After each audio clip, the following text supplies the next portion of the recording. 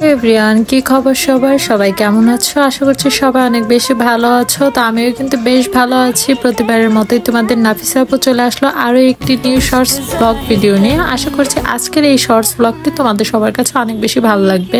Recently কিন্তু এইরকম টাইপের ব্লাউজগুলো অনেক বেশি চলছে। এগুলো হচ্ছে ক্রপ টপ হিসেবেও পরে, আবার হচ্ছে শাড়ির সাথে ব্লাউজ হিসেবেও কিন্তু পড়ছে। আর আমি হচ্ছে এইবার ফার্স্ট টাইম এভাবে ট্রাই করলাম। শাড়ির সাথে কিন্তু এরকম টাইপের কলারওয়ালা ব্লাউজগুলো অনেক বেশি সুন্দর লাগে, বাট এর আগে আমার কখনো ট্রাই করা হয়নি। বাট এবার ফার্স্ট টাইম ট্রাই করে বেশ ভালো একটা এক্সপিরিয়েন্স হলো আমার। আর ব্ল্যাক কালার যেহেতু অনেক বেশি পছন্দের আমার কাছে, তো এই কালারে আমি ভাবছি যে এরকম টাইপের একটা হচ্ছে ব্লাউজ আমি মেক করব। তো দেখা যাক যে হচ্ছে এরকম টাইপের আমি প্রিন্টের ব্লাউজের কাপড় পাই কিনা। যদি পাই তাহলে এরকম টাইপের সেম একটা ব্লাউজ আমি মেক করব। আর রিসেন্টলি কিন্তু বিভিন্ন ধরনের পেজে দেখা যাচ্ছে এইরকম টাইপের শামু সিল্কের হচ্ছে বিভিন্ন টাইপের শাড়িগুলো বের হয়েছে। এই শাড়িগুলো কিন্তু বর্তমানে ভীষণ ট্রেন্ডিং হয়েছে। তো এরকম টাইপের আমি আজকে যেটা দিয়ে হচ্ছে শাড়ির মতো করে পরেছি, এটা কিন্তু শাড়ি না, এটা একটা হচ্ছে সুন্দর একটা ওড়না ছিল আমার ড্রেসের।